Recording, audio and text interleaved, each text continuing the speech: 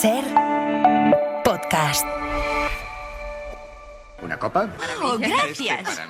Cargadas y ligeras, diversión. Hay que castigar Me duramente encantan los a este país. ¿Quiere un cóctel? Gracias. Hola, señor Guayna. Tómese una copa. Adelante. Soy abstemio. ¡Hola, Nick! Hola, Face. Quítate el abrigo y disfruta de la juerga hasta que te caigas de espaldas. ¿Quieres un cubito, Quiero 2 cubitos. Ah, chicos, algo. Oh, Félix, no hagas eso, por favor. Déjame. Estás borracho. Quiero hablar con mamá. Así que eres boxeador, ¿eh? Sí, ¿y qué? Oye, cretino, cállate. Hoy en el rincón y la esquina, las borracheras. Tómate esta botella conmigo. Hoy por Hoy Magazine. En el último trago nos vamos. Quiero ver a qué sabe tu olvido sin poner en mis ojos tus manos. Ser Podcast. Esta noche no voy a rogarte. Esta noche te vas de veras. Qué difícil tratar de olvidarte sin que sienta que ya no me quiera. Marta Sanz, muy buenos días. Buenos días. Manuel Delgado, muy buenos días. Buenos días. A ver, estamos en época de fiestas, de cenas de empresa, de encuentros con amigos, de familias. Hay mucha comida sobre la mesa, hay mucho alcohol por medio, a veces con más alcohol que comida. Así que hoy vamos a hablar de las borracheras. Empiezas tú la ronda, Marta. Yo, como decía Nancho Novo, a quien echo mucho de menos por los escenarios pequeñitos de Madrid, cuando él cantaba con su grupo Los Castigados sin postre, yo confieso que he bebido, claro, pero también confieso que ya que ya me he retirado, que ya no bebo casi, porque ahora me tomo una pastillita que produce una interacción con el alcohol y he decidido que soy menos bebedora que hipocondríaca y entonces pues es un buen nada, argumento. Ya no bebo, ¿no? Es verdad también que las fiestas ahora se me hacen muchísimo más largas, me cuesta más aguantar las fiestas en las que los demás beben y yo no, y comparto el sentimiento con mi amiga Regina, con la que quedé el otro día, y mientras nos tomábamos unos callos con agua mineral, que son cosas extrañas, pero que pueden suceder, pues me confesó que ya tenía mucha nostalgia de aquellos domingos en los que tomábamos cañas y empezábamos a la 1 y acabábamos no se sabe cuándo, y nos hacíamos unas confidencias maravillosas y con un nivel de intensidad estupendo. No sé yo si el nivel de intensidad que teníamos Regina y yo es paralelo al que tenemos con los oyentes del Rincón y la Esquina, pero hay que decir que también aquí hacemos el programa palo seco, ¿eh? Totalmente sobrios. No tomamos el carajillo del desayuno ni nada. Un café con leche si acaso. Manuel, cuéntanos. Bueno, en primer lugar, vamos a aclararnos, al menos por mi parte, yo no pienso hablar de lo que es la borrachera alcohólica, que en efecto es otra historia. No. Esto ya es otra dimensión.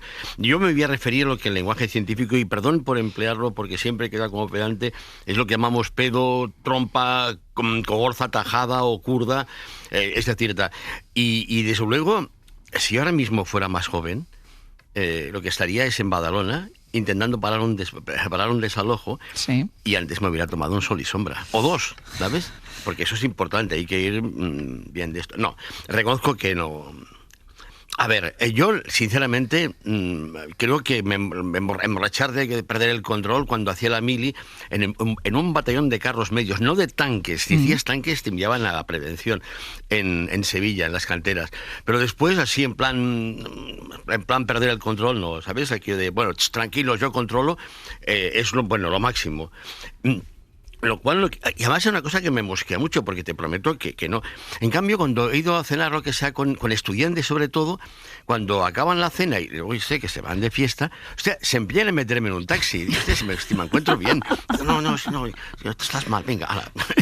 Y sí, una vez sí que me encontré mal, porque fue en un encuentro de estos, en que de pronto me quedo sin tabaco y digo, oye, déme un cigarrito a unos chavales de segundo. Hostia, los hijos de puta, tú no era tabaco. Te liaron un cigarrito. No sé, tú te lo prometo. Que la risa.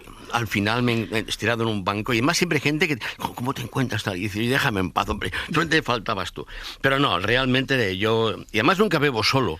Y me parece inconcebible. O sea, yo, digamos, bebo agua de Vichy. Es decir, yo soy un bebedor social. Como también soy, y no es una recomendación y ejemplar, que también soy fumador social, pero bueno, es que soy muy social. ¿Sabes? Esto es lo que me pierde. Y nada, y por lo demás, ya está, tú. Ahora puedo beber menos, solamente puedo beber vino tinto, porque tengo azúcar. Y dicen, usted beba vino tinto. Entonces, bebo mucho vino tinto, pero todo lo demás no. El disgusto que me llevé cuando alguien me informó, porque yo miré la lista de las cosas que no podía comer y no había ninguna que pusiera chupitos. Y hasta cuando me entendí que los chupitos tenían azúcar, hostia, un disgusto porque, claro, era un vacío. No, yo estoy un poco, digamos, del palo, perdón por el juego de palabras, del palo de Palito Ortega. Te lo juro que se me acaba de inventar esta imagen tremenda del palo de Palito Ortega. Si me invitan a una fiesta, dormiré mi buena siesta para poder madrugar. Porque así cuando tenga che, yo podré tomar chevecha no más.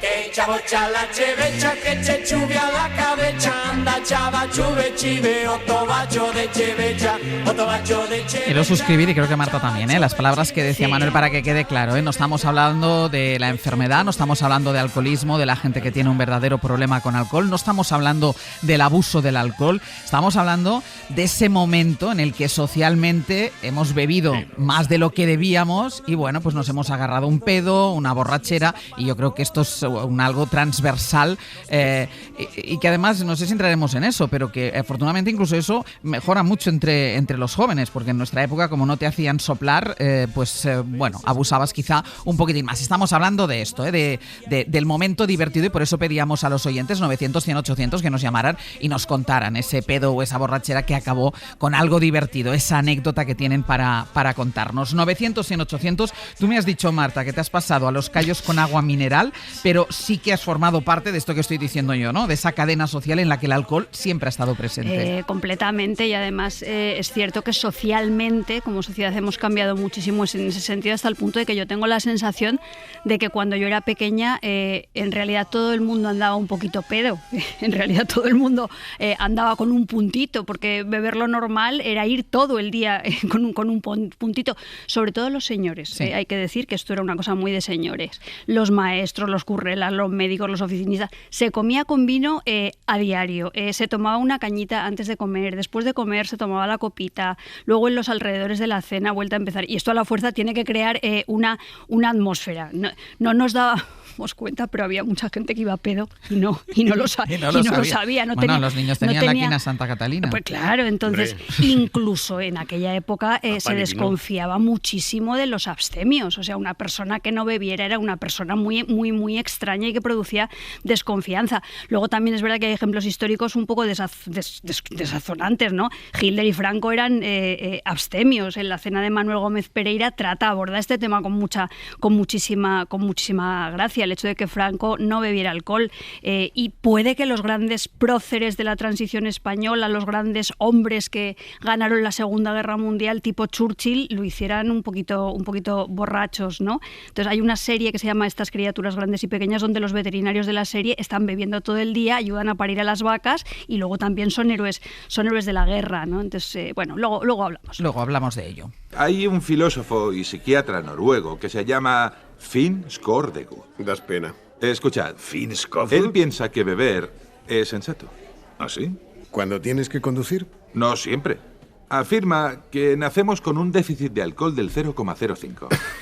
¿Entonces deberíamos seguir bebiendo? Sí. Él afirma que cuando tienes una tasa de alcohol en sangre del 0,05%, sí, estás mucho más relajado, más sereno, más musical y abierto, más valiente en general. Hoy por Hoy Magazine. Ser Podcast. Es cierto que, llevado por el alcohol, se dirigió en forma soez a la señorita Azucena Soria, motivo por el cual se inició la pelea. No, señor, yo no me dirigí de forma soez a nadie. Y además yo no estaba borracho. ¿Niega usted que estuviera borracho? Sí, señor, lo niego. Yo lo único que tenía era un pedete lúcido y eso es muy distinto. ¿Ha dicho usted pedete lúcido? Sí, señor. ¿Y qué quiere decir eso? ¿Tiene algo que ver con la drogadicción? No, señor. Verá, es distinto. El pedete lúcido es un estado, si es que es muy difícil de explicar. Bueno, yo lo pongo ya en paz, allá usted con el juez. Hoy por Hoy Magazine.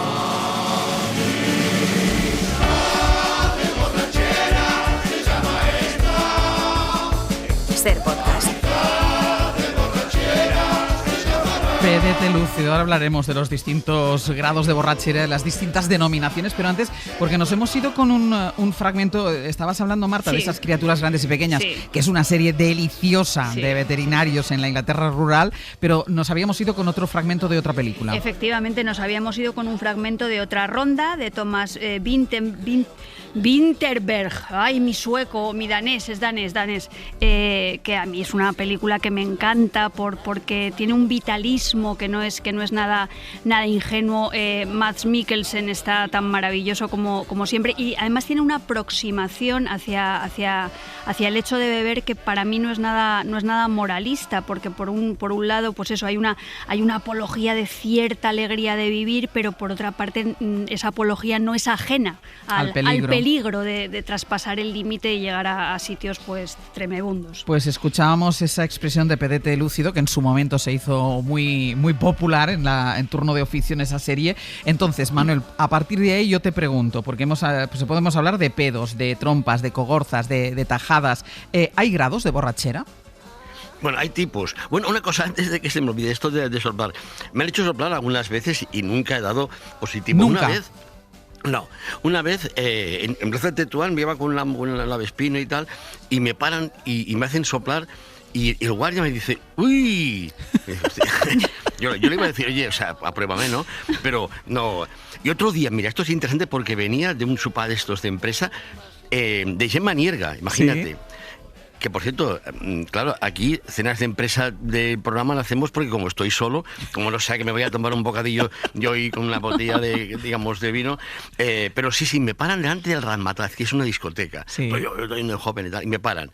Entonces la policía, la Guardia Urbana me pregunta, ¿ha bebido? Y yo le dije, creo que sí. Y me dijo, siga. ¿Ah, sí? Sí. Qué bueno. Yo creo que no era el tipo de persona que estaba de una forma u otra intentando buscar. No creo que no les daba el tipo, no dabas el perfil. Un tipo así gordete a la 1 de la mañana, una Vespino, no era básicamente pues para mí hubiera sido el primer sospechoso. Bueno, a mí no hace mucho, yendo de paquete en una moto, pararon 10 de la mañana, hicieron soplar al que conducía la moto y yo le dije al señor guardia, digo, hombre, son las 10 de la mañana y tenemos una edad, quiero decir que son las 10 de la mañana. Y dijo la señora agente, las borracheras son como las gripes, cuando menos te lo esperas, lo pillas. Hostia, qué sabiduría. ¿Has visto? Sí. Estos son nuestros cuerpos de seguridad. Claro que sí. Ángel, si tú de paquete en una moto. Claro, yo sí. Yo ya me lo estoy imaginando. Mi marido lleva moto. Mira tú. Sí. Bueno, cuéntanos. No, digo que hay una tipología. Luego, a ver, para empezar está la borrachera, yo no me quiera, digamos, el rollo despechado, que tiene su línea y que hay canciones preciosas que una es, que no sé si la gente de mi generación la recuerda, Borracho de los Brincos, que decía, porque si estoy borracho y me olvidaré de ti, que dice una cosa rarísima, que es, quiero estar borracho otra vez, a ver si dejo de beber. O sea, yo no lo sé qué hacer. Bueno, si te emborrachas, las consecuencias de las borracheras, a veces piensas, esa frase también es muy mítica, no vuelvo a beber nunca más. Sí. Bueno, luego está en esta línea, en La noche de ronda de Agustín Lara, que es una canción preciosa que, bueno, ya sabéis, ¿no? Dice, dile que la quiero, dile que me muero de tanto esperar a que vuelva ya. Pero ¿con quién está hablando Agustín Lara? Habla con la luna que se quiebra sobre la tiniebla de mi soledad. Y esto me daba pie a recordar a Robin Iniesta, que ahora digamos, lo elogian hasta los fachas que tanto detestaba, pero bueno, es otra historia. Sí. El caso es que tiene una canción que dice algo interesante. Y hago cola sin parar en la puerta de algún bar. Yo, todo borracho, consumo las horas mientras encuentro alguna luna que ande sola. Yo, que me acuerdo todavía de cuando te besaba, que se llama Buscando la luna.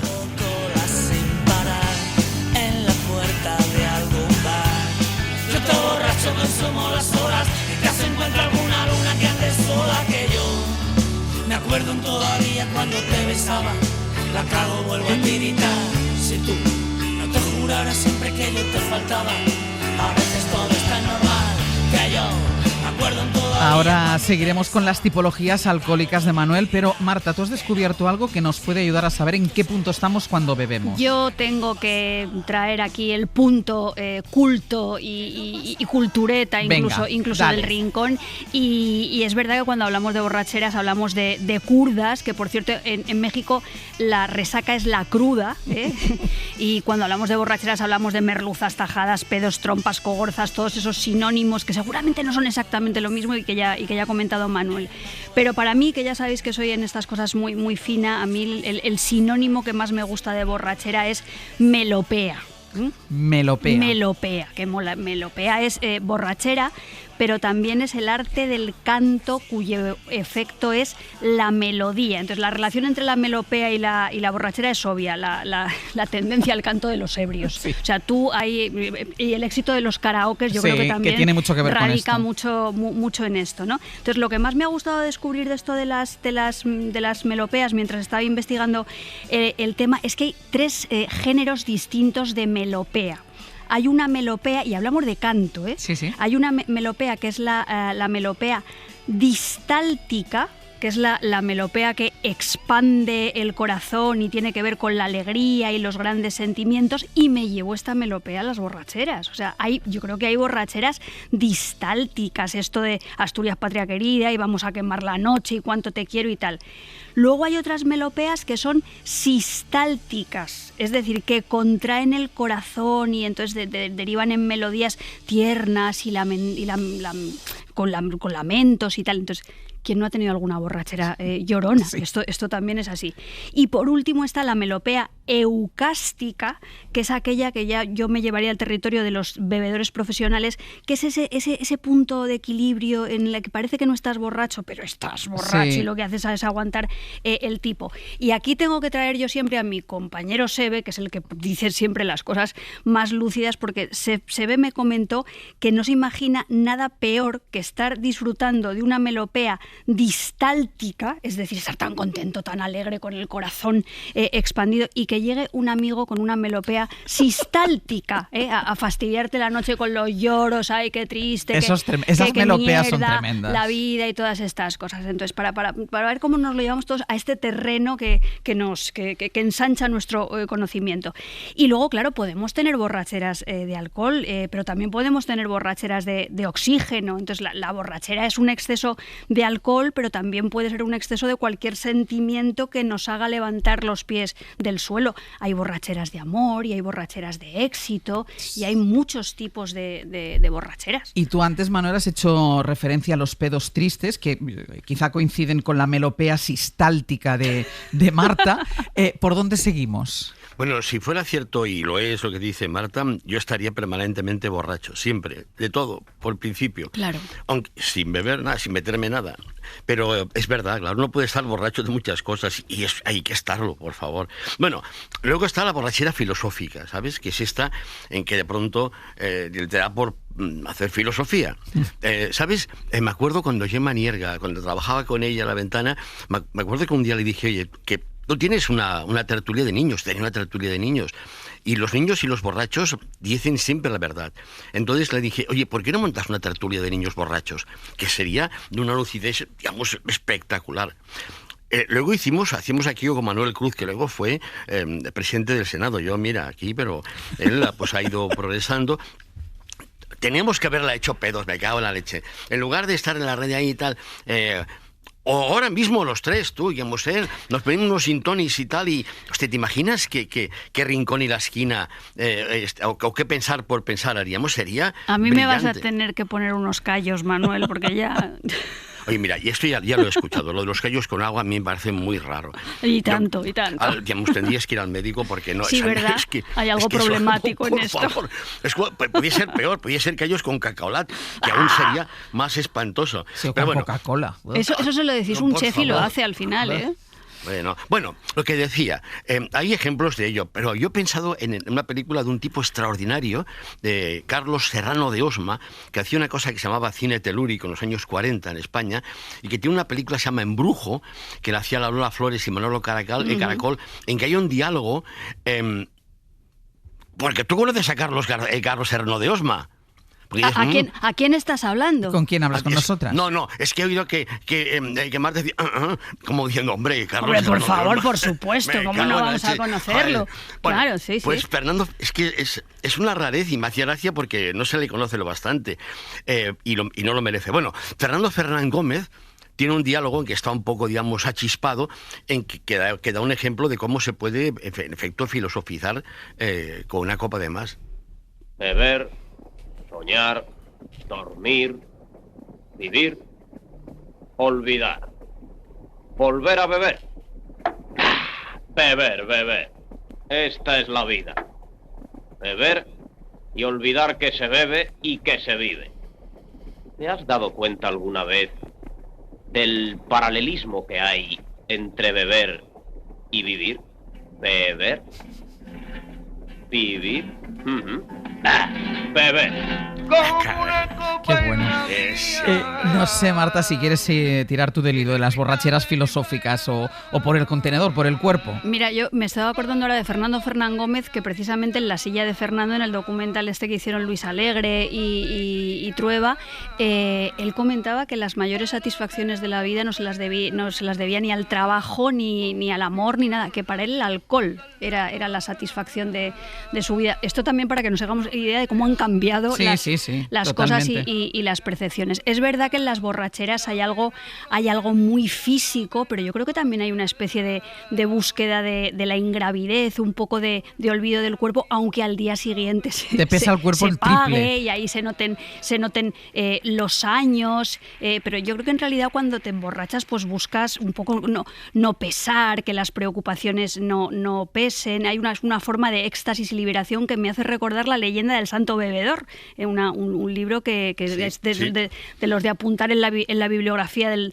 Rincón y la Esquina. Entonces, en la borrachera hay un componente que también la vincula con lo religioso, con lo ascético, ¿no? Entonces, si esto pasa además en Navidad, para mí la borrachera es como si tuviera una dimensión diabólica y iconoclasta, y yo ahora estoy un poco diabólica y iconoclasta porque la tendencia monjil me preocupa. Tengo que decir, Ángeles, que a mí me preocupa. Pues mira, lo mismo que a Víctor Manuel, léete la entrevista que publica hoy El País. También es verdad, Marta, que el alcohol puede hacer aflorar las caras más siniestras, ¿no?, de la personalidad de la gente. Claro, porque en las borracheras se liberan las pasiones, y las pasiones se liberan pues para bien y para mal, ¿no? Entonces el alcohol a veces es el punto de partida de las palizas que los hombres propinan a sus mujeres y a sus niños.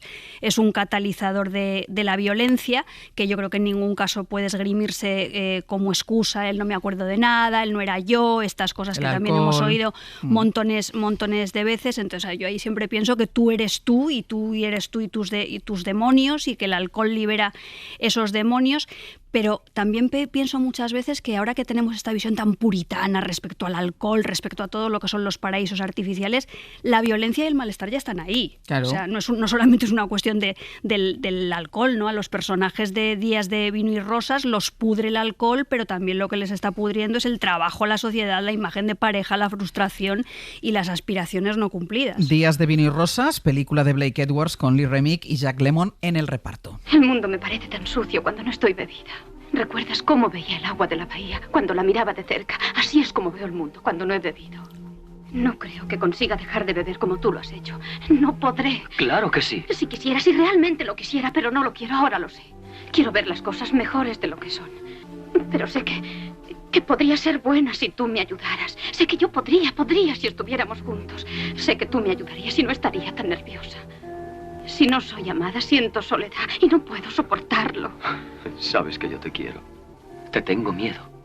Soy un alcohólico y sé que no debo beber. Tengo miedo de lo que pudiera ocurrirnos si quisieras intentarlo. Manuel, Pedro Triste, borrachera filosófica, ¿qué toca ahora? Bueno, la borrachera siempre es social. Es más, existe una dimensión ritual del beber. En ciertos contextos, digamos, beber es una obligación. Y cuando estás en una mesa con los amigos y tal, y alguien te pide una Fanta, o sea, ¿a ti qué te pasa exactamente? A ver, ¿cuál es el problema? ¿Qué pasa, que te caemos mal? No, pero te digo completamente, en serio. Claro, tú no puedes brindar con agua, o sea, tienes que brindar con alcohol, porque justamente el alcohol es un mecanismo de desinhibición social que está a disposición de una sociabilidad acelerada, que es lo que pasa en las fiestas, que son obligatorias y a las que has de ir a beber. y si no, no vayas. Entonces, pues yo qué sé. Y entonces sale justamente esa especie de comunión, literalmente. La comunión es con vino, la comunión es con alcohol.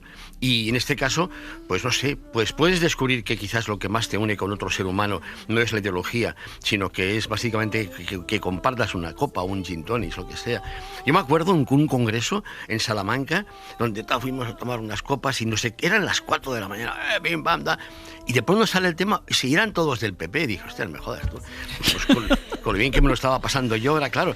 Pero en el fondo dijimos, oye, ¿qué más da lo que seamos tú? Estamos tomando aquí una copa y eso justamente nos convierte en hermanos. Y el principal ejemplo serían las despedidas de soltero, por ejemplo. Hombre, ahora que me parece que me van a perseguir lo de que las muchachas vayan por ahí con un penis enorme colgado de la cabeza.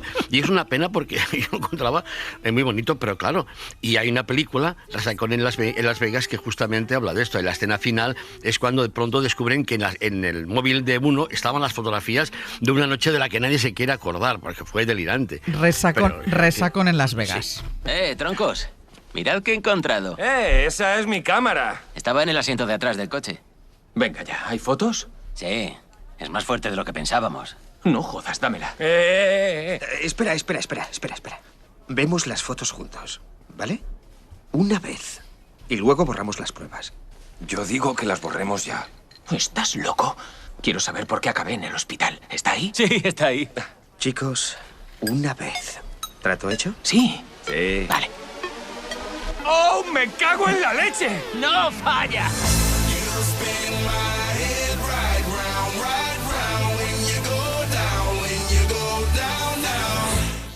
¿Cómo coño sabe Belén la historia de Clara? Porque se lo he contado yo. Una noche en casa, cenando, comento. ¿Tú estabas borracha en esa cena? ¿Estabas borracha en esa cena? ¿Sí o no? Sí. ¿Qué habías tomado? Jazzmaster. Es una bebida que usaban los nazis para hacer hablar a la gente. ¿Quién había en esa cena? Alex, de Lucas. Belén, de Lucas. 2 chicos que estudiaban teatro que no conocía.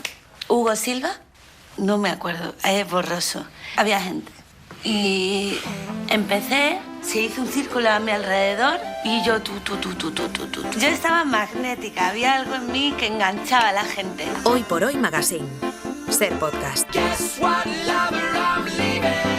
Último tramo de este Rincón y Esquina con los colaboradores que, bueno, una es más 00 que el otro, Marta Sanz y Manuel Delgado, aunque todos tienen currículum, todo el mundo ha vivido aquí. Sí. Marta, hemos dedicado un ratito a las borracheras tristes, pero tienen su reverso luminoso, ¿no? Y disfrutón. Hombre, claro, están los pedillos alegres, está la alegría de vivir, está Eros, está Baco, los dioses juguetones. Precisamente hay un género de la poesía lírica, las anacreónticas, que son unas piezas de arte menor inspiradas en la obra del poeta Anacreonte del siglo V antes de Cristo, que luego imitaron mucho los poetas de nuestro barroco y nuestro siglo XVIII, ¿no? He encontrado en la red unas traducciones del griego de María Sánchez Sergueva, que bueno, traduce los textos del mismísimo Anacreonte, que por ejemplo son de este tipo, para que veáis a qué nos referimos. La negra tierra bebe y los árboles se la beben, el mar se bebe las tormentas, el sol se bebe el mar, la luna se bebe el sol. Compañeros, ¿por qué os peleáis conmigo, que también quiero beber? Entonces, es una borrachera universal, orgánica, dipsomanía total, pura, todo fluye, todo se bebe. Se bebe muchas veces en la literatura porque se tiene sed, en sentido metafórico, sed de absolutos, de plenitud. Hay un poemario magnífico en nuestra historia literaria que es El don de la ebriedad de Claudio Rodríguez. Tenemos la sed de Rubén Darío, que tenía una sed metafórica que se convirtió en una sed literal. Mira, que hablas de Rubén Darío, claro, es que él se bebió todo el alcohol posible, se bebió la vida. Hay una larga tradición, ¿no?, que aúna creación y alcohol. Sí, efectivamente. Yo me acuerdo, por ejemplo, de los alegres personajes bebedores de Rafael Reig, que es un escritor no lo suficientemente valorado en este país. Y yo qué sé, pues me acuerdo de personajes míticos como Leopold Bloom en el Ulises de Joyce, una novela magnífica bajo el volcán de Malcolm Lowry. En la literatura gallega tenemos esa pieza La parranda de Eduardo Blanco Amor que llevó al cine Gonzalo Suárez, creo que fue.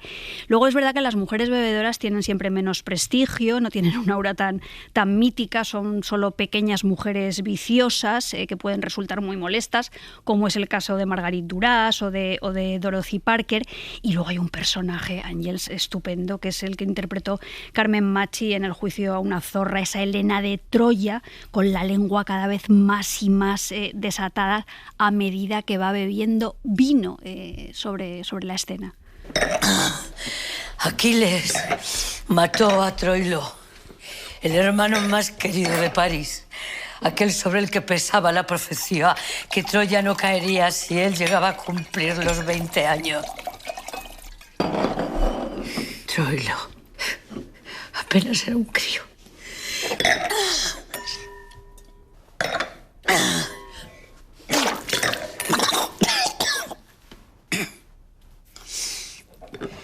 Y comencé a sentir cómo París se alejaba de mí.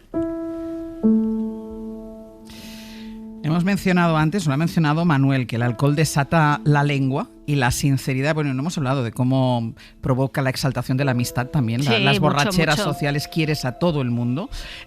Cuando desata la lengua y la sinceridad, el alcohol, Manuel, ¿coincide con la verdad? Hombre, es lo que siempre se ha dicho, los borrachos dicen lo que piensan, igual que hacen lo que Marta lo decía muy bien, de igual forma que hacen lo que realmente quieren hacer. Bajo el volcán, el protagonista, cuando bebe y se mira en la pared desnuda, lo que cree que encuentra es un espejo. ¿Dónde vas? ¿Dónde vas a ver mejor tu rostro que justamente en el muro de una pared?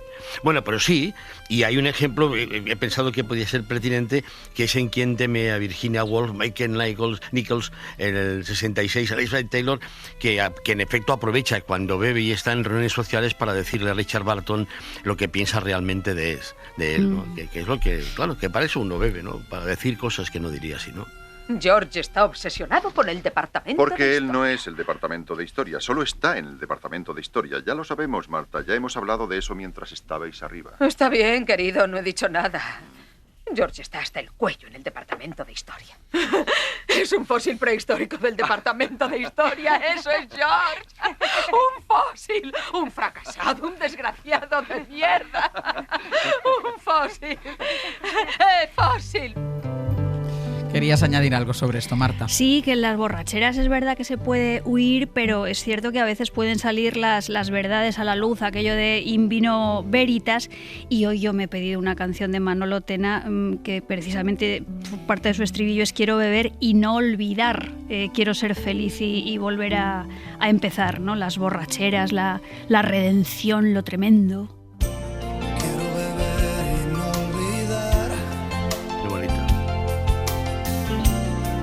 Ser feliz y volver a empezar. Quiero ser mar, solo consigo espuma. Quiero avanzar, solo consigo espuma.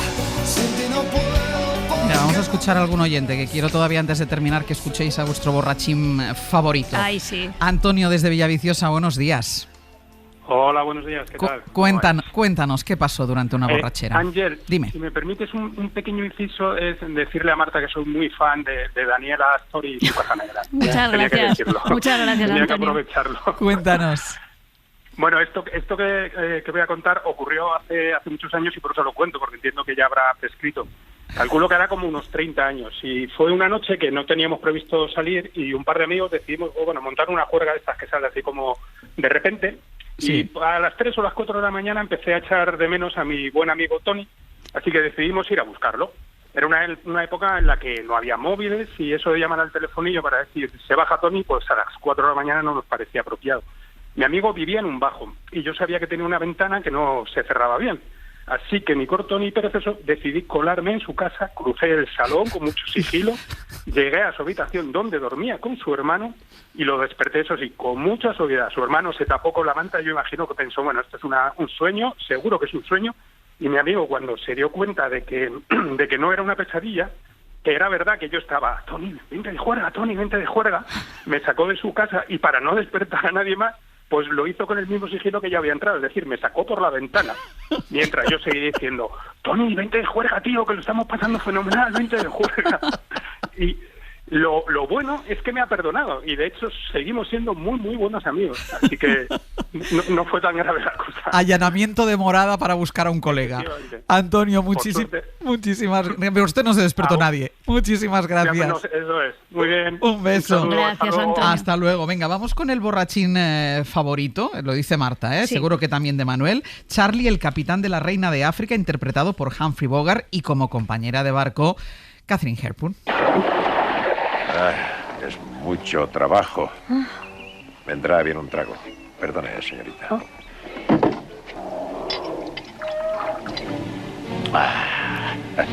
¿Quiere usted un poco?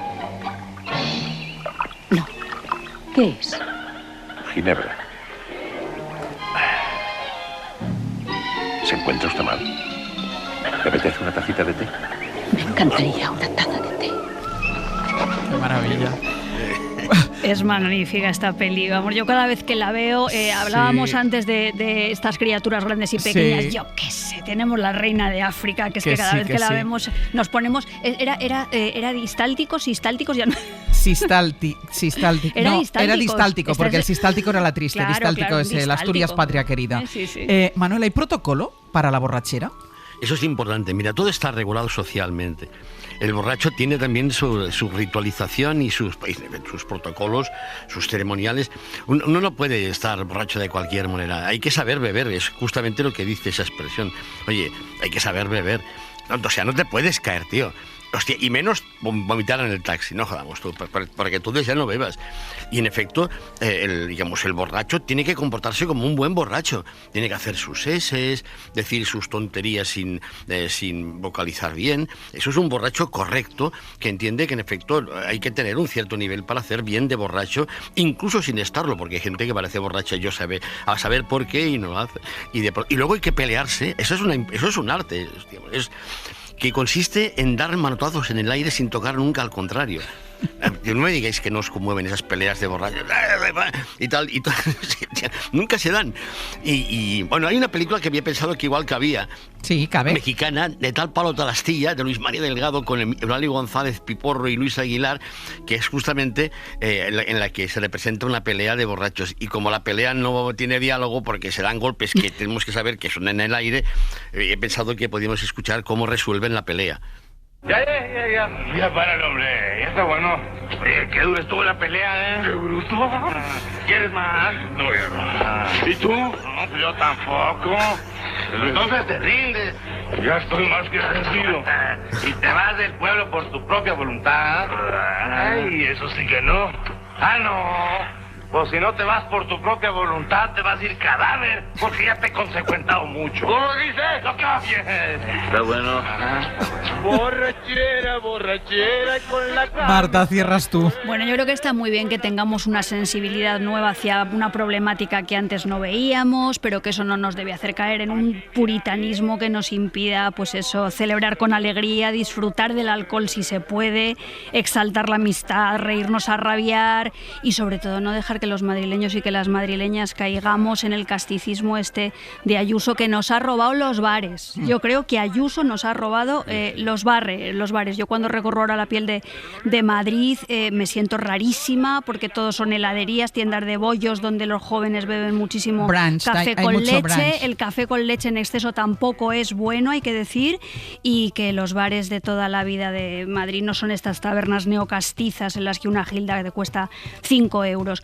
yo reivindico los bares. Pues qué gran fase.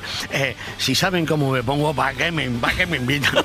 Esto es un momento, esto es como mi reino por un caballo. Sí. Es una de aquellas frases históricas. Marta, Manuel, hasta la vuelta. Feliz Navidad. Igualmente, un beso muy grande. Sin vergüenza, te vas ya. No, todavía no. Bueno, a Pero Manuel, no te queda a Manuel nada. no le veré, le escucharé el lunes. ¿A que sí, Manuel? Yo hasta entonces me dediqué a beberme la vida y a emborracharme de ella, como Venga. creo que tenemos que hacer todo. Pues te espero el lunes. Un beso. Adiós. Hoy por Hoy Magazine. Ser podcast. Hoy puede ser un gran día, plantéatelo así. Aprovechar lo que pase de largo depende en parte de ti. Brian Pérez, buenos días. ¿Qué tal, Ángel? Este es el Buenos espíritu días. con el que hay que levantarse todas las mañanas. Hoy puede ser un gran día. Lo está siendo. Bueno, no está siendo malo. No está siendo malo, ¿no? Con eso ya, ¿no? Hay que decir que ya entramos un poco en ese momento en el que tenemos la gasolina navideña ya un poco entrando en reserva. Pero hay que venir con este espíritu. Hay que venir con el espíritu de Serrat. De Serrat, exacto. Bueno, hemos arrancado hoy la mañana en el mapa de sonidos hablando de que Dua Lipa había dado un concierto en una fiesta de empresa. Sí. A ti, Serrat, no en la nuestra. No en la nuestra, por lo que sea. Serrat sería bueno para una fiesta de empresa, ¿eh? Bueno, es poco festivo de todas formas, ¿no? Bueno, pero es buen Una rollo. fiesta de empresa sí es buen rollo, pero Es una buen fiesta de empresa rollero. mejor algo que te haga bailar. Pero para la primera etapa. Vale, mientras cenamos. Claro, luego ya algo más fiestero. Bueno, esto nos ha llevado a hablar sobre cómo hay artistas, ¿no?, en los que con solo escuchar un poquito, que creo que también es el caso de esta canción de Serrat, con solo escuchar un poco ya sabemos de quién se trata, lo que viene a ser el Shazam que utilizamos ahora. Y Sastre ha llegado a decir que él es el Shazam de Dua Lipa porque lo ha conseguido descifrar al momento. Soy el Shazam de Dua Lipa. Me ha puesto 3 segundos y le he dicho... Vale, Break my vale, heart. vale. Claro, O sea, esta ya es la está. canción que canto. Efectivamente. Soy el Shazam de Dua Lipa. Tengo otras virtudes también. Ser el Shazam de Aitana. Bueno. Ser el Shazam de mucha de gente. Coldplay. Hace mucho De Coldplay, hace mucho que no suena Coldplay, Serrat, Sastre. Rosalía, pues mañana lo arreglamos. Tú por eso no te preocupes. ¿Tú quieres Coldplay? Mañana No, Coldplay. yo no quiero Coldplay. Coldplay no, yo no quieres. quiero Coldplay. Bueno, pero Serrat sí. Serrat siempre es un sí. Esto nos ha llevado un poco también a luego trasladar el tema a la venta de entradas. La venta de entradas, ya lo hemos comentado alguna vez en este programa, hay un tema importante con la venta de entradas porque entras en una venta dinámica en la que no sabes si vas a llegar a ir al concierto, por no decir que no sabes si te acordarás de que tienes entradas para ese concierto cuando Esa es llegue. otra. Bueno, entonces hemos filosofado también un poco sobre la venta de entradas y una idea que a mí me parece maravillosa, que es el recuperar la cola tradicional de toda la vida en taquilla. Este tema de la venta de entradas hay que volver. Hay que abordarlo. Hay que volver a pasar por taquilla. No, hombre. Hay que volver a pasar Y por las taquilla. colas aquellas Mira de que tú, estaba las colas llenas pero con eso tú gente. sabes que es una cola real. Tú sabes, tú llegas a la cola y demanas y pides. Sí. ¿Qué es lo último? ¿Qué es lo último ¿Qué aquí? es lo último aquí? No, pero es verdad que se pierde una cosa que son esas relaciones que salían ¿en las colas? En las colas. Mira, sí que yo creo que con el boom que hay ahora de entradas, si la mitad de esa gente tuviera que hacer cola en la calle, no en iría. una taquilla, No iría. es que habría entradas para todos los conciertos, eso seguro. ¿Algo más? Bueno, y hemos hablado hasta hace unos minutos con Marta Sanz y con Manuel Delgado en El Rincón y la Esquina sobre las borracheras. Las borracheras, no alcoholismo, la borrachera como el ambiente social que se crea en torno al alcohol. Entonces, Manuel ha dejado una reflexión muy bonita sobre cuando a veces es necesario beber para brindar, para celebrar, y hay gente que esto no lo entiende. En ciertos contextos, digamos, beber es una obligación. Y cuando estás en una mesa con los amigos y tal, y alguien te pide una Fanta, o sea, ¿a ti qué te pasa exactamente? A ver, ¿cuál es el problema? ¿Qué pasa, que te caemos mal? No, pero te digo completamente, en serio. Claro, tú no Te puedes encuentras a brindar mucha con gente agua. así que sí. dicen, no, yo un poquito de agua para brindar. un Perdona, agua. con agua no brindes. No, que da mala suerte. Brindar con Claro, agua da mala no, suerte. eso no Antes de puede terminar, ser. ¿qué nos queda? Mira, pues nos vamos a ir rapidito, además va a ser en espacio reducido. Vamos a hacer un viaje de ida con Pepe Rubio sobre Vicente Alexandre, ¿vale? Y lo vamos a hacer, va a ser el primer viaje de ida desde su casa, porque él vivió en Madrid toda su vida debido a su enfermedad y entonces va a transcurrir el viaje de ida desde allí. Y después en la charla Sara Salamo, actriz y directora, que nos presenta el documental En silencio, la resiliencia de Isco Alarcón, que además es su pareja, y le ha quedado un documental muy bonito del que vamos a hablar. Pues muy bien, todo esto a partir de ahora. Hasta luego. Y sin brindar con agua, brindar como se brinda. Brindar.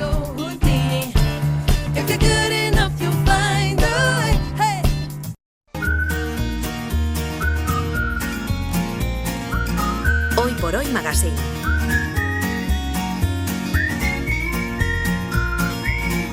Ser Podcast. Fes una foto del terrat que des d'aquí es pot veure Mart. Miércoles de viaje de ida, de viajar una vida, Pepe Rubio, hola. Buenos días, Ángeles. Pues una vida que ya conocía, pero que me ha impactado al ver esta semana el documental Belintonia 3, que se puede ver ahora en Cines Odeón en Sevilla y Cuenca, que a mitad de enero llega a Madrid y luego a otras ciudades. Y Belintonia 3 fue la casa del poeta del 27 y Premio Nobel de Literatura Vicente Aleixandre, que va a ser nuestro viajado. Javier Vila, director del documental, llegó de forma casual a esta historia. Fue a partir de una canción del grupo Maga, que se llama En la casa del número 3, que es la única canción que se ha escrito sobre Belintonio, sobre la casa de Aleixandre.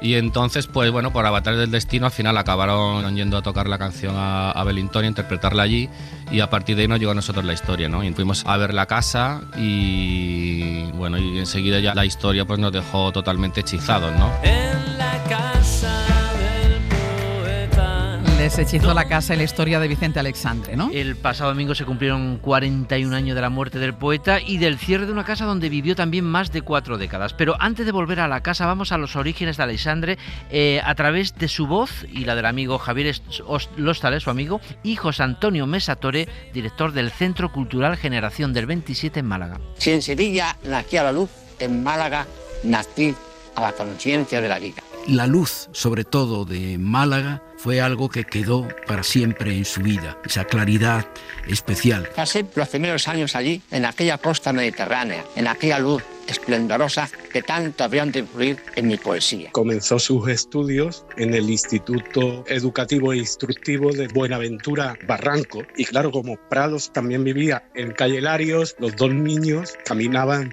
juntos hasta el centro escolar. Por aquella mano materna fui llevado ligero por tus calles inerávidas, pie desnudo en el día, pie desnudo en la noche, luna grande, sol puro. Vicente Aleixandre, que pasó su infancia y adolescencia en Málaga y luego... Y luego en Madrid, pero Málaga queda en el recuerdo y allí la revista Litoral publica su primer poemario. Aleixandre en ese momento publica su primer libro de poemas con el título Ámbito. Venías cerrada, hermética, a ramalazos de viento crudo, por calles tajadas a golpe de rachas, seco, planos simultáneos, sombras, abierta, cerrada, suelos, de boca de frío. El frío. Hace el número 6 de la colección de los suplementos, que eran 11 obras de poetas, en algunos casos como el de Aleixandre, que era su primer libro. Gracias a esos suplementos empezó a conocerse la generación del 27. La luz de Málaga, que perseguía para bien al poeta Vicente Aleixandre. Tanto que buscó en la Sierra de Madrid, en Miraflores, una casa que tuviese esa luz parecida a la Costa del Sol. Una casa que también fue abandonada tras su muerte, ardió y la compró y recuperó el fotógrafo Miguel Rius. Una casa que estaba quemada, llena de zarzas, hundida, y no sé qué es lo que me ocurrió. Ya en mi pensamiento estaba dejar una habitación y recopilar todo lo que pudiese de este hombre como un pequeño museo. Ese verano le pasamos ahí como buscando tesoros, ¿no? Yo solo encontré un retrato de su madre, una pequeña lamparita cabecera de una cama, y luego enterrado ahí, y con paciencia y poco a poco nos apareció la cama debajo de los escombros y una mesita de noche que yo he restaurado. Al tiempo me pude hacer con el escritorio también. Hace como la maldición de las casas de Vicente Aleixandre tras su muerte. Pues sí, como Belintonia 3, que se ha pasado 40 años cerrada y ahora ha recuperado la Comunidad de Madrid tras la insistencia permanente de la Asociación de Amigos de Vicente Aleixandre. Será hoy nuestro viaje de ida interior a la vida de Vicente Aleixandre con la ayuda del presidente de la asociación, Alejandro Sanz, el director del documental Belintonia 3, Javier Vila, y poetas y periodistas que lo conocieron en vida: Rosa Pereda, Marcos Ricardo Bernatán, Javier Lostale, Guillermo Carnero o Dionisio Cañas, que nos recuerdan su primera vez en la casa. Entramos.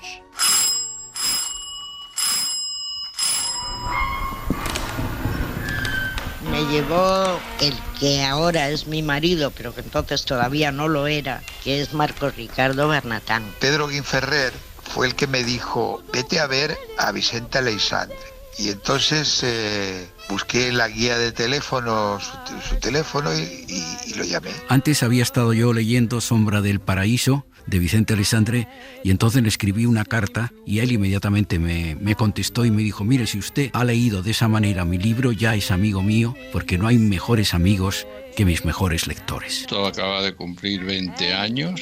A mí me recibió en el salón con un sofá verde, recuerdo verde oliva, sí, y yo lo miré, me pareció un señor muy guapo. Yo le escribí una primera carta a Vicente proponiéndole enseñarle yo los poemas que estaba escribiendo, que me diera su consejo, etcétera, etcétera, y así es como lo conocí. Vamos a viajar la vida de Vicente Aleixandre sin salir de su casa. En Belintonia 3, que era la dirección de la Casa de Madrid, recibió a todas las grandes generaciones poéticas del siglo XX por una razón poderosa, una enfermedad que limitaba sus movimientos. Él era un enfermo oficial, siempre estaba enfermo. Eso hizo que tuviera una vida muy sedentaria, muy de estar en casa, ¿no? Por el azar de una grave enfermedad muy larga que padecí en mi juventud, yo, en mi deseo de escribir y obligado a un larguísimo reposo de años, tuve que empezar a escribir en la cama. La idea de que estuviera encerrado era más bien por propia voluntad. Prefería recibir en su salón que quedar en el café.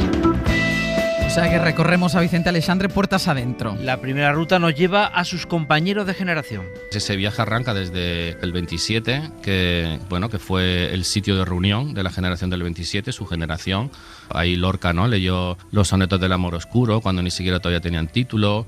O Altolaguirre, ¿no?, que tenía estas imprentas un poco portátiles, ¿no?, que llevaba a sitios pues que ahí imprimían revistas. O por ejemplo Concha Méndez, hay textos, ¿no?, contando reuniones en Belintonia, ¿no?, en casa de Aleixandre, que no se cabía, que faltaban sillas. O sea, por ahí pasaban todos. Pues sí, Damaso Alonso, Luis Cernuda, Salina, Jorge Guillén, Gerardo Diego, Alberti, Altolaguirre, y el rey de la fiesta era Federico García Lorca. Alejandro Sanz, presidente de la Asociación de Amigos de Vicente Aleixandre. En esta cocina de ahora, que fue antiguo salón, Federico García Lorca tocaba, por ejemplo, el piano. Pero en el año 30, después de su gira americana, llega a Madrid y lo primero que hace es visitar Belintonia. Y es muy curioso porque en la dedicatoria que le escribe Federico García Lorca a Vicente Aleixandre ese año 30, pone en el libro Canciones, pone "por fin en Belintonia Federico".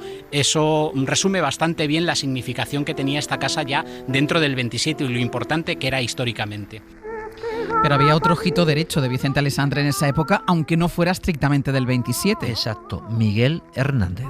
Recibí un día una carta en que me decía: mire usted, estoy en Madrid, he visto en los escaparates de la librería su libro La destrucción o el amor, no tengo dinero para comprarlo y si usted me pudiera dar un ejemplar, yo se lo agradecería mucho.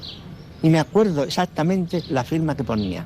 Ponía Miguel Hernández, pastor de Orihuela. Miguel Hernández fue el gran amigo, también lo eran los otros, de Vicente Aleixandre, que le ayudó mucho durante la guerra. Y hay esa anécdota que es muy bonita porque le traía sacos de naranjas Miguel Hernández a Vicente Aleixandre, que estaba en la cama, y arrojaba las naranjas en la cama y decía Vicente: toda la habitación se llenaba de luz como si fueran luceros.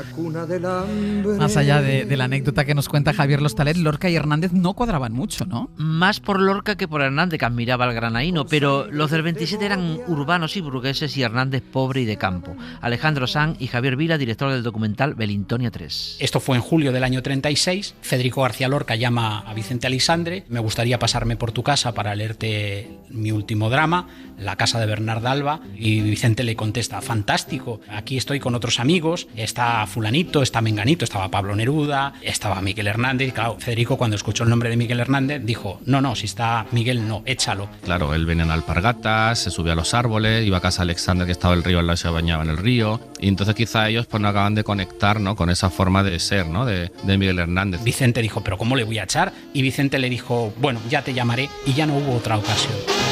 ¿Y por qué no hubo otra ocasión? ¿Por qué no hubo más llamadas? Porque era julio del 36, Lorca se fue ese día a su pueblo y pasó lo que pasó.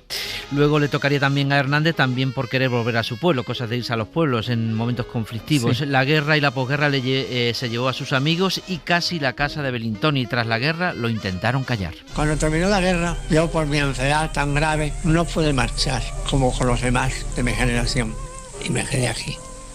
Entonces me quedé prácticamente solo. En cuanto a los vínculos de la amistad, no tuve compañía, estaba solo.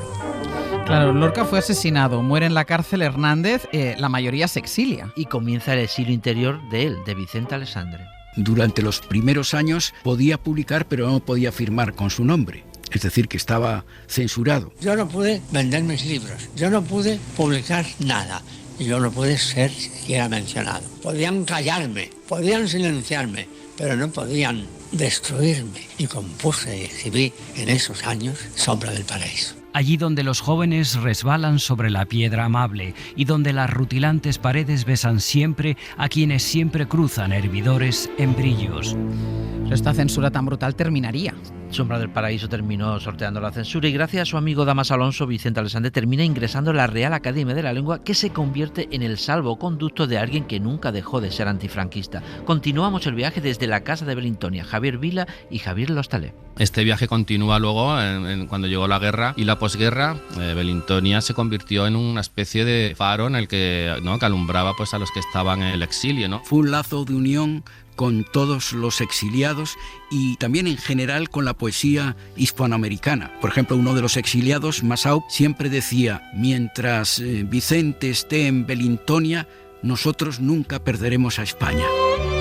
Entonces siguió en contacto con sus amigos del exilio. Y también se convierte en faro interior para las nuevas generaciones de poetas que empiezan a peregrinar a la casa de Belintonia. Guillermo Carnero nos cuenta de qué se hablaba en esas visitas. Se relacionaba con todo el mundo sin distinción, porque Vicente era una persona muy atenta a las vicisitudes emocionales, a los amores, a las desgracias y a los problemas de sus amigos. El segundo registro de esas visitas, preguntas a Vicente acerca de su propia evolución. Hay que tener en cuenta que Vicente representa todo lo que desde principios del siglo XX ocurre en poesía española.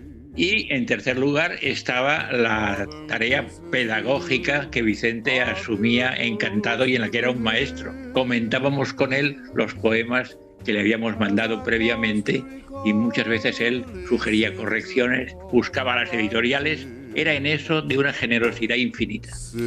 ¿Y a Belintonia podía ir quien quisiera? Dentro de un orden, sí. Además, Vicente Aleixandre se convierte en pegamento de poeta de generaciones. Belintonia es como una isla de libertad. Se podían decir cosas que no se podían decir fuera de Belintonia. Entonces, claro que era una isla de libertad en una época gris y oscura de nuestra historia reciente. Venía gente de derechas, de izquierdas, de todas las preferencias sexuales, y ahí te sentías en una isla total de libertad. Así como los jóvenes recibíamos influencia de los mayores también recibían influencia de los jóvenes. Además, le gustaba crear amistades. Entonces te decía: llama a fulanito, busca a sutanito, para que nosotros formáramos una generación. Vicente hizo de Belintonia una especie de fortaleza durante el franquismo. Era además a la vez maestro y alumno, escuchaba y aprendía de los que iban a pedirle consejos sobre los poemas y le gustaba que estas quedadas fuesen lo más íntimas posibles. Eran personales, sí. Él nos recibía siempre acostado en un diván, nos preguntaba: ¿has traído algún poema? ¿Has traído algo? También formaba parte del ritual sacar un poema o dos y leérselo, o lo leía él, ¿no? Había dos momentos para recibir a los poetas. Cuando no tenía demasiada confianza todavía contigo, te recibía de 7 a 10 de la noche. Y cuando ya tenía confianza, era después de comer, porque como él estaba tumbado, era de mala educación, si no tenía confianza contigo, que tú estuvieras hablando con él sentado y él estuviera tumbado. Sus puertas estaban abiertas a todo el mundo. Y no solo a poetas, si teníamos suerte podíamos reunirnos con él en el salón. Pero ojo, que en el dormitorio también recibía gente. Fue el epicentro de creación y un espacio también para la intimidad y para el amor, lógicamente, porque no era un monje. Tuvo relaciones con mujeres, tuvo relaciones con hombres, tuvo relaciones plenas. El sentido del amor no era solo físico, iba mucho más allá. Ha sido siempre el amor el tema fundamental de toda su obra y de toda su vida. Él decía que necesitaba estar amando constantemente. Cuando no amaba tenía fiebre. Y él amó todo. Amó a mujeres, amó a hombres.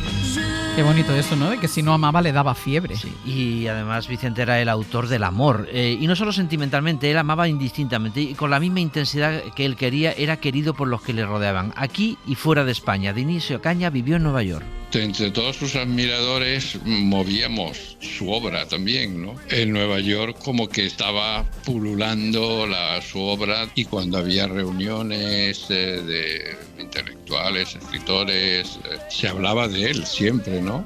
Se hablaba de él y para bien. Era como un hombre que siempre salía en las conversaciones, como decir, ¿por qué Vicente Aleixandre no tiene más repercusión que el resto de la generación que se ha exiliado?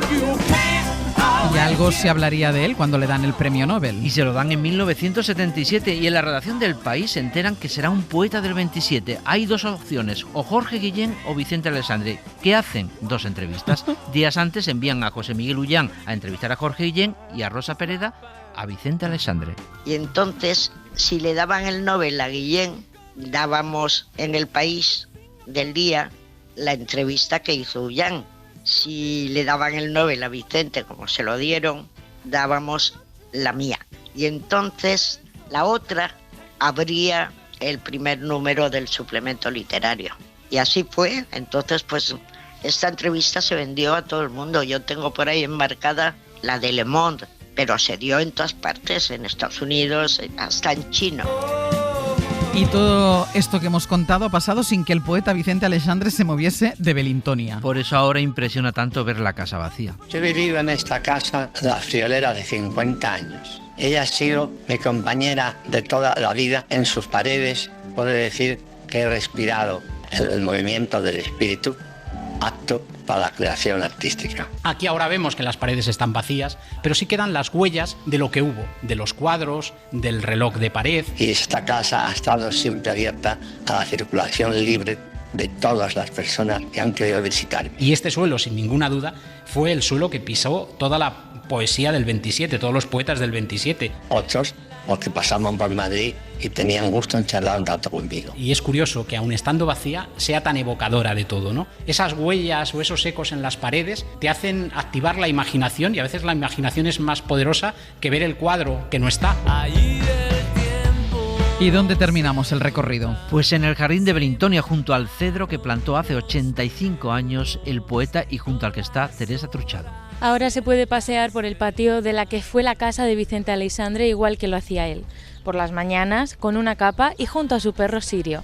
El poeta leía mientras rodeaba el cedro que él mismo plantó en 1940. Las ramas del cedro empiezan a colarse en los patios vecinos y el jardín de Belintonia rodea toda la casa. Tenía entonces celindas en la entrada, rosales, alamillos e incluso ajos. La casa, Belintonia 3, ahora está en el centro de Madrid, pero antes esto era la periferia y el pequeño jardín parecía todo un oasis. Pues este ha sido nuestro viaje a la vida de Vicente Aleixandre. Desde su casa de Belintonia 3 en Madrid, una casa que se va a restaurar y se va a convertir en la Casa Museo de la Poesía tras años de abandono. Pero antes vean su vacío y sus huellas en el documental Belintonia 3 de Javier Vila. Una maravilla. Hasta luego, Pepe. Hasta luego. Hoy por Hoy Magazine. Ser Podcast. En un lugar de la emoción. ¡Madre la ruleta que acaba de hacer Isco! Sigue el Betis, buena pelota otra vez para Isco. El ataque es largo. Isco golpea por dentro de cabeza. Isco es un maravilloso jugador de fútbol. Isco le va a dar la victoria al Real Betis Balompié. Isco ha puesto el estadio patas arriba. Isco. La historia de él, un virtuoso, un mago, un héroe distinto en el silencio de la soledad de una lesión infinita. Sí, sientes que, pues eso, que es un proceso lento, que prácticamente no avanzas y... Una historia contada a través de ella, la actriz, directora y pareja. Yo estoy aquí, mirándote, filmándote, tratando de entender con la cámara lo que con el corazón ya sé. La historia de algunas preguntas y sus silencios. Papi, tú siempre vas a estar herido. Una historia de resiliencia y de amor. Algo que solo puedo ver yo porque te he amado en cada una de tus versiones, también en esta. Es En silencio, la resiliencia de Isco Alarcón. Es el documental sobre los 7 meses de la lesión de peroné de uno de los mejores jugadores de la Liga, contado por la actriz Sara Sálamo, también pareja del futbolista. Una historia que quizás ustedes hayan visto en los cines y que esta mañana repasamos con su directora, Sara Sálamo. ¿Qué tal? Muy buenos días. Buenos días, Ángels. Muchísimas gracias. A ti por acompañarnos, Sara. De todas las cosas que ocultan una lesión de casi 8 meses, ¿qué es lo que más te ha sorprendido sorprendido descubrir o reconocer en mitad de ese largo silencio? Realmente para mí no ha sido una respuesta porque no deja de ser como el día a día de mi intimidad. Sí que contrarresta mucho lo que yo vivía en la intimidad de mi casa con lo que yo sentía que los espectadores o los fans de Isco tienen en su cabeza que sucede. Al final nos han enseñado mucho a idealizar o a alabar el éxito, pero no se narra mucho lo que duele y cuesta sostenerlo, ¿no? Y de una ausencia muy prolongada, porque los futbolistas están siempre fuera, Sara, a 8 meses en casa, ¿eso cómo lo habéis... Yo juraría que son más, ¿eh? ¿Eso cómo lo habéis gestionado? Bueno, a modo familia, contentísimos porque, como dices, pues los futbolistas pasan mucho tiempo fuera de casa por los viajes, entonces para los niños está siendo bueno, ¿no?, tener a papá más cerca, pero sí que es cierto que hay mucho dolor, hay muchos grises, hay mucho esfuerzo, muchas cosas que no se ven, que es doloroso ver a alguien que quieres así, ¿no? El espectador piensa, o el aficionado al fútbol piensa que los futbolistas no sufren. Bueno, supongo que entenderán que sí sufren, pero como estas figuras están acompañadas de pues mucho dinero, ¿no? Sí. De los focos, de la fama, del brilli, pues parece como que duele menos, pero la realidad del día a día, sobre todo de una lesión tan larga como esta, es otra y me apetecía mostrarlo de otra manera. ¿Esto era lo que te llevó a hacer la película?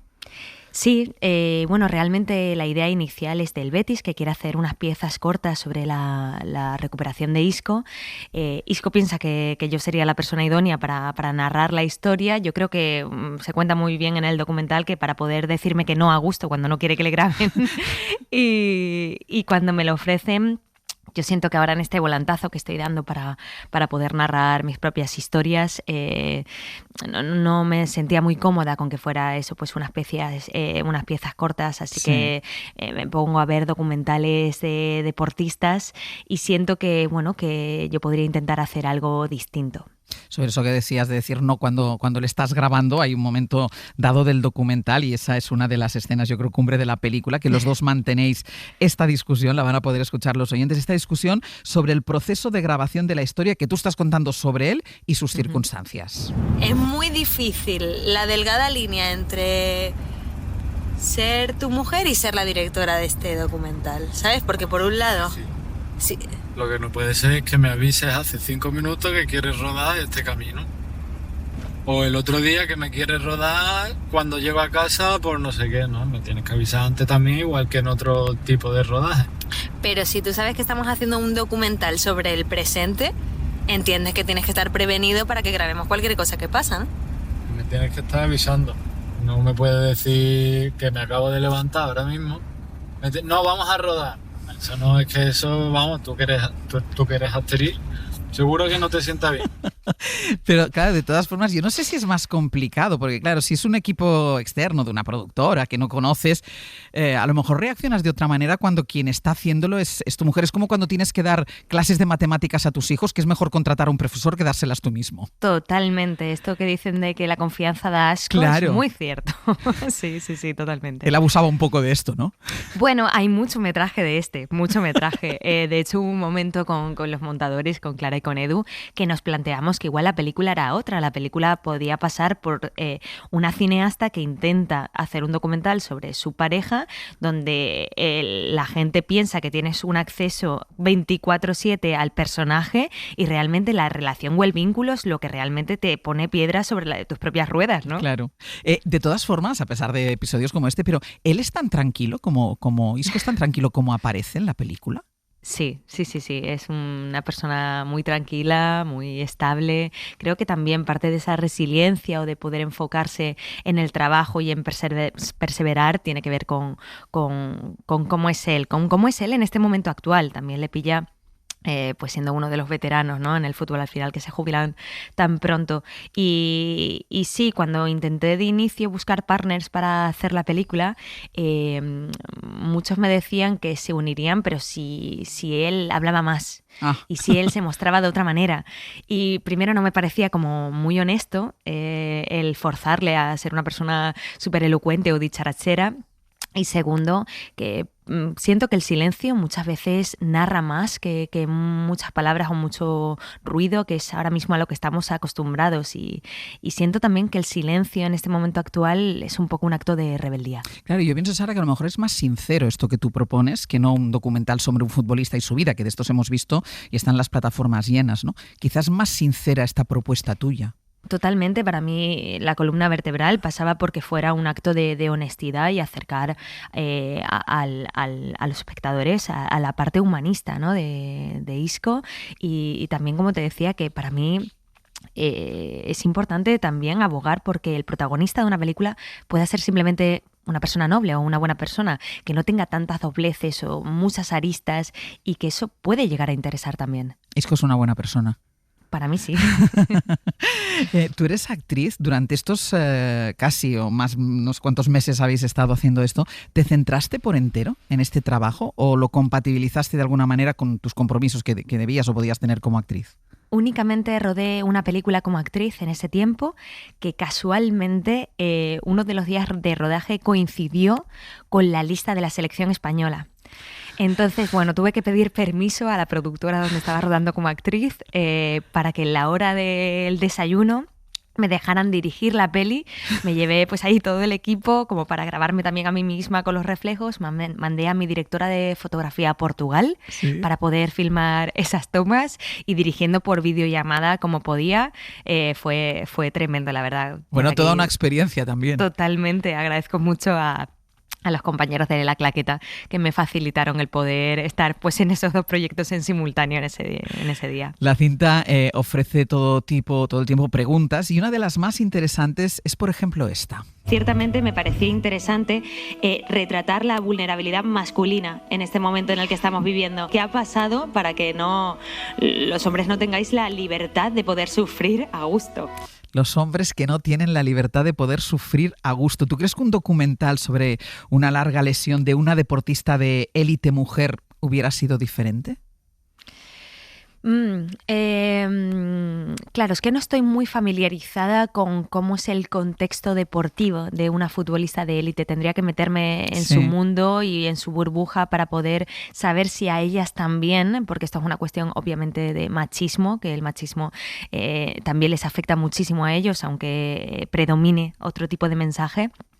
Y no sé si el ser mujer dentro de un contexto deportivo de élite también las lleva a intentar tener pues este paraguas, ¿no? de intentar hacer ver que no pasa nada, mirar para otro lado en los conflictos, sobreponerse de cualquier cosa, no quejarse mucho, etcétera. Claro, un poco como son ídolos, mitos y son venerados por muchos, sobre todo por chavales, ¿no? Un poco la idea esa de que los jugadores de élite no lloran, tienen que aguantarse todo.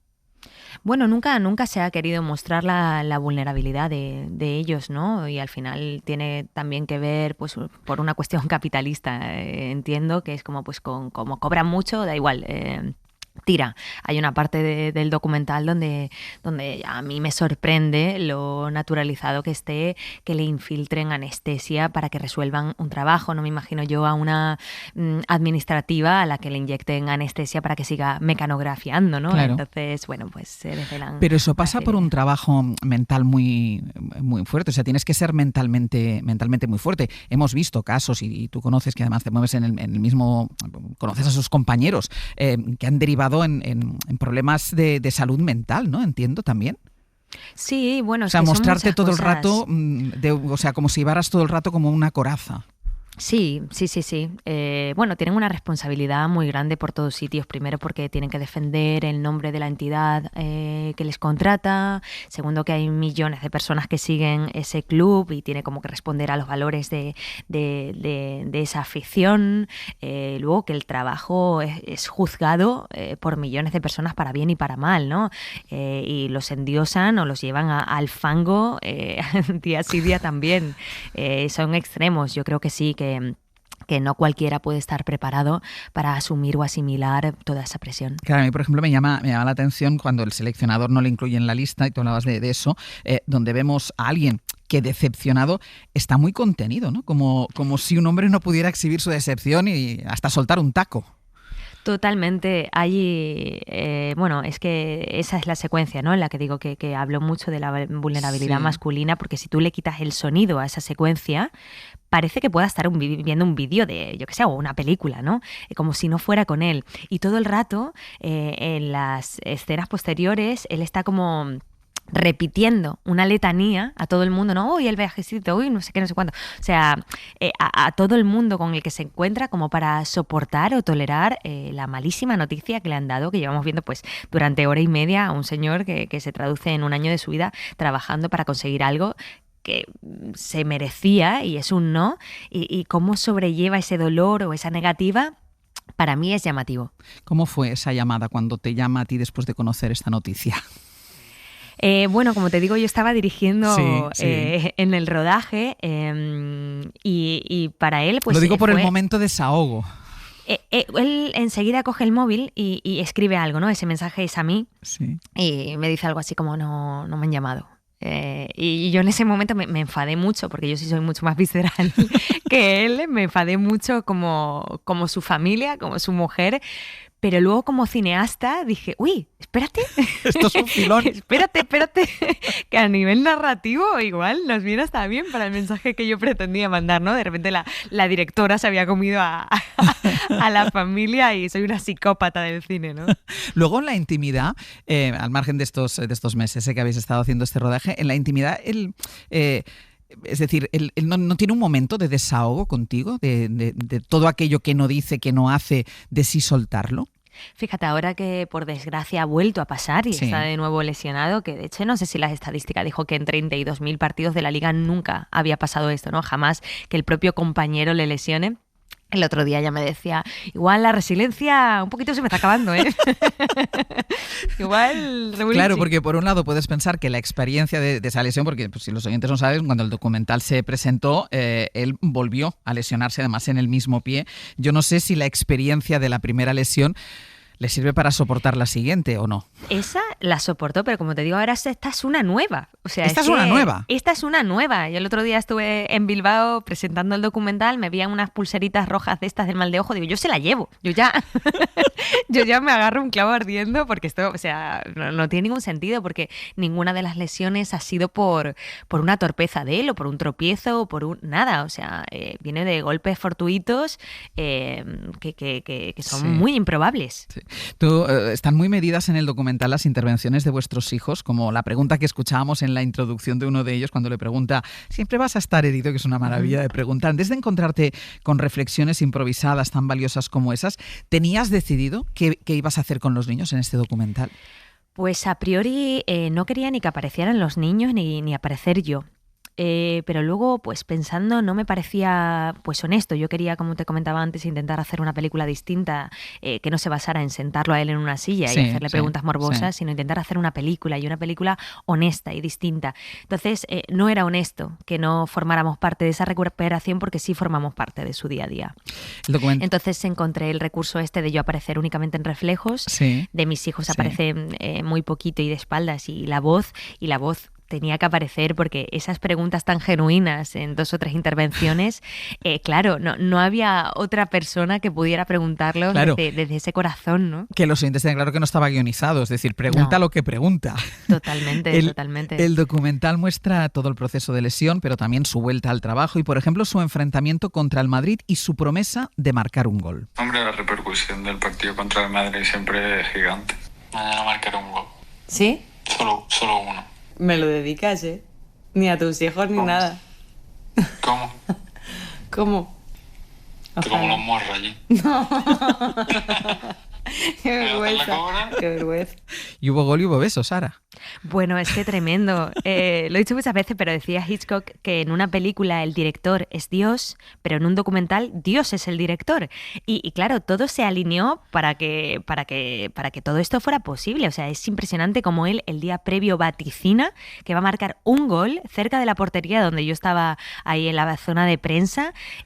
Bueno, no sé si los oyentes saben que la lluvia en cine es carísima, se tiene que contratar porque tiene que tener un grosor específico para que marquen la imagen. Bueno, pues aquí llovió tan fuerte y tan gordo que se marcaba, salió un arco iris por detrás, o sea, parecía... O sea, lo quieres hacer y no te sale tan bien. Pero totalmente, la verdad que fue impresionante. Claro, porque es que además cinematográficamente, como cierre de documental, ese partido, ese enfrentamiento contra el Real Madrid, donde él había jugado y triunfado, era como la mejor manera, ¿no?, de cerrar, de explicar su regreso al ruido después de tanto silencio. Totalmente, de hecho al día siguiente hubo como quejas de aficionados del Real Madrid de no entendían que celebrara tanto a su ex equipo y él se disculpó, no era realmente tanto por ese gol, sino porque él era consciente de las jornadas de rodaje, de lo que había vaticinado el día previo y de lo que suponía también a nivel dramático para la película. Cuando Isco dejó el Madrid, fichó por el Sevilla, no funcionó, después fichó por el Betis y ha sido una relación que yo creo que les pasa a muchos jugadores que pasan por ese equipo, ha sido una relación de amor a primera vista. Y no sé si ese giro lo visteis venir, Sara. Totalmente. Sí es cierto que yo creo que hay personas que trabajan muy bien bajo presión. Yo soy una persona que bajo el estrés funciona muchísimo y hay personas que funcionan mejor bajo el amor. Isco en este caso es de estas segundas y en el Betis ha encontrado pues un equipo que le quiere, que le cuida, donde se ha sentido pues muy valorado y creo que eso le hace sacar su mejor versión. Pues Sara Sálamo, ha sido un placer, actriz, directora y responsable de este documental En silencio, la resiliencia de Isco Alarcón, que desde aquí no dejamos de recomendar. Muchísimas gracias. Muchas gracias a ti, un beso grande. Un beso.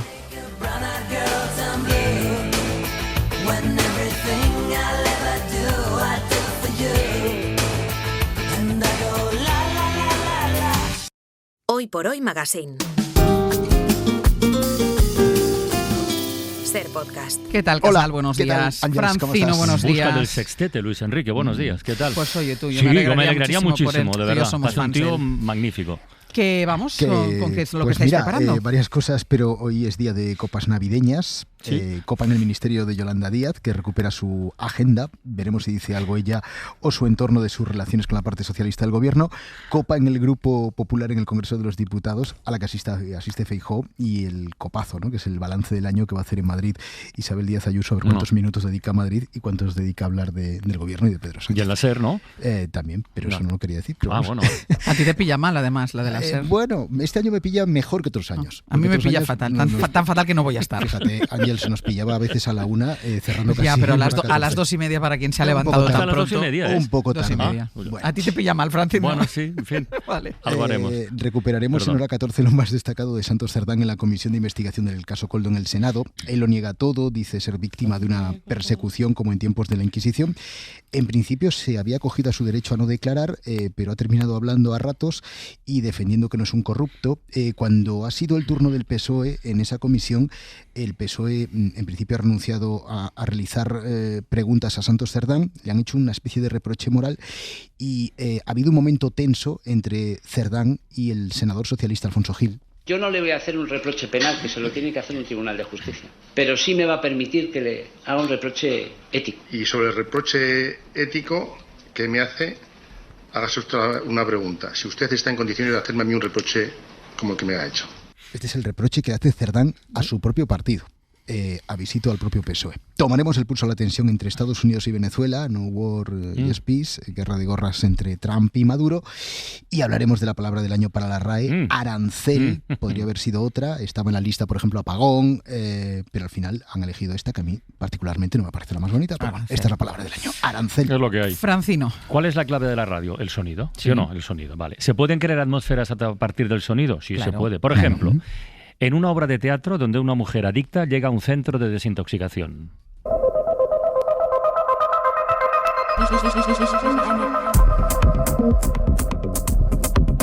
Hola, me llamo Sara. No voy a decir que soy alcohólica y drogadicta. No voy a decir que soy impotente o que me rindo. Mal rollo, ¿no? Que una cosa así como intensa y claustrofóbica. Es la voz de Irene Escolar, protagonista de Personas, Lugares y Cosas, que está en el Teatro Español en Madrid, que esta tarde se asomará a la ventana. Y otro audio. Hoy en el Club de la Escucha, un podcast, se llama Todopoderosos, que disecciona, con sátira incluida, el perfil de algunos hombres que han acumulado eso, mucho poder, por eso han sido todopoderosos. Por ejemplo, Hugo Chávez en Venezuela, con leyendas sobre sí mismo. Era madrugada, yo miraba un lucero. El mar golpeaba mi espalda, las olas. Yo estaba de espaldas al mar y ahí venía un pelotón. Me iban a fusilar. ¡Preparen! Todo estaba muy oscuro. Y yo me iba, yo dije, me fui, me voy. Uno más. Con un Cristo aquí agarrado. Recordando a mis hijos. Mirando un lucero. Pero dije, dicen que el Che, cuando iban a matarlo, se puso de pie porque estaba herido. Yo no estoy ni herido. Tengo ventaja, dije. El Che se puso de pie y le dijo al asesino, ahora dispare para que vea cómo muere un hombre. Dije, yo tengo que morir así de pie. No puedo pedir clemencia ni que me vean aquí acobardado. Estaba listo para morir. Bueno, según fuentes extraoficiales, Chávez en verdad se cagó en los pantalones. Y eso suena mucho más creíble que la escena de Rambo comunista que acabamos de escuchar. Lo estaba esperando, esto no fue tan así, Fantástico. Venga, os escuchamos. Bueno. En el Club de la Escucha. Hasta Venga, luego. hasta luego. Hoy por hoy Magazine.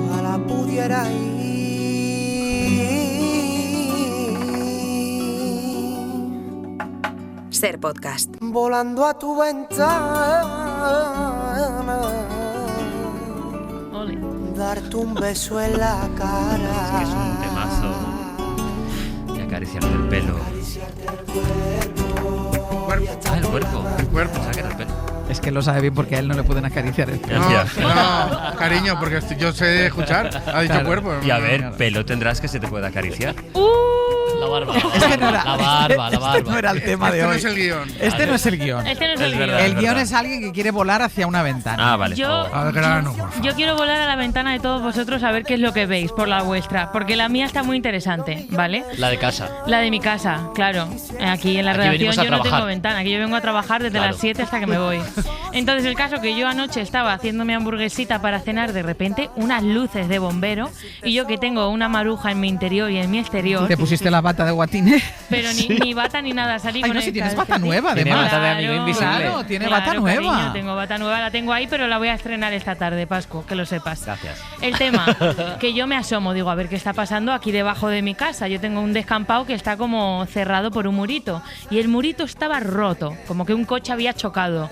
Hoy yo con la digo, hoy madre mía, la Noticia, tú pidiendo un paso, por favor, dame un paso. Se agrieta el muro. Llamé a mi novio, dije, Javi, ven para acá, por favor, que está pasando algo muy gordo y no te estás enterando. La parmera, que se cae la parmera. Y las dos Maris ahí mirando, y los bomberos empezaron, se había chocado un coche, lo que sea, y el muro estaba roto, entonces lo iban a tirar.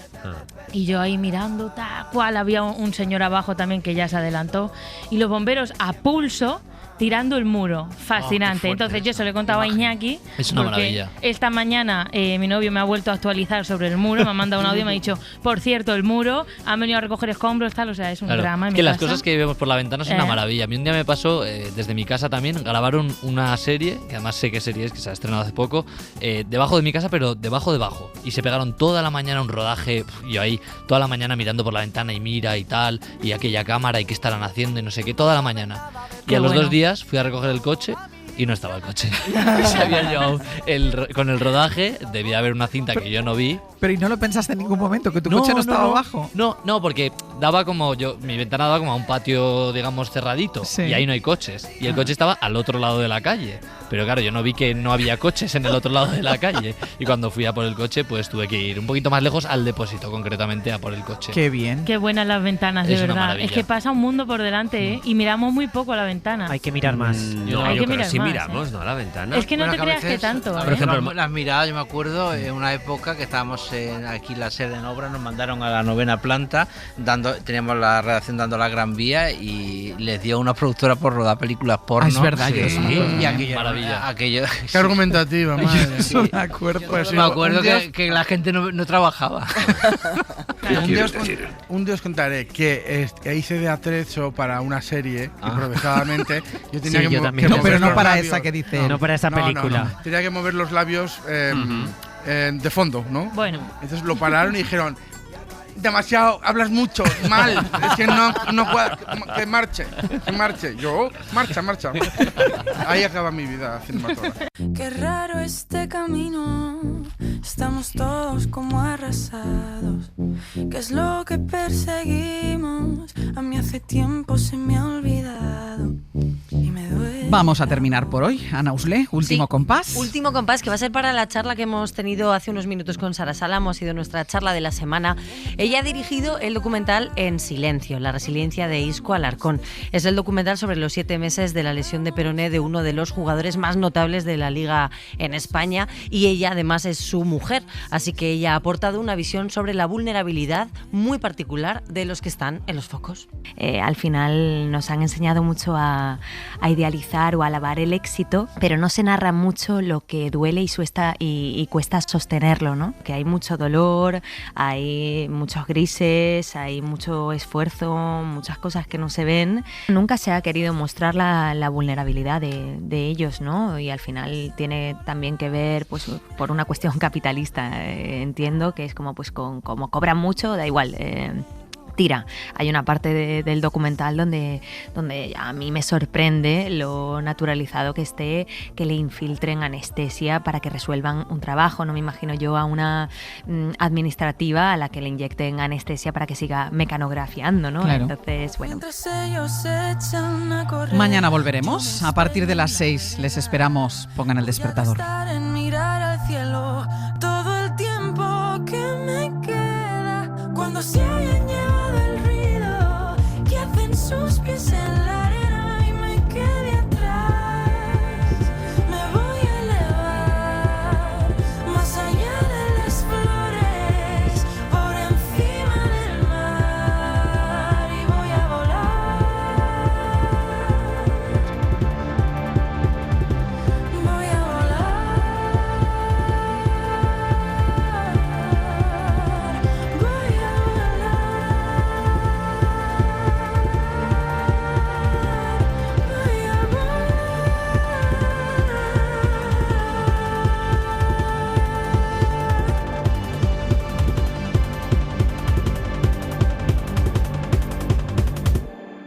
Hoy por hoy, Àngels Barceló. Para no perderte ningún episodio, síguenos en la aplicación o la web de la SER, Podium Podcast o tu plataforma de audio favorita.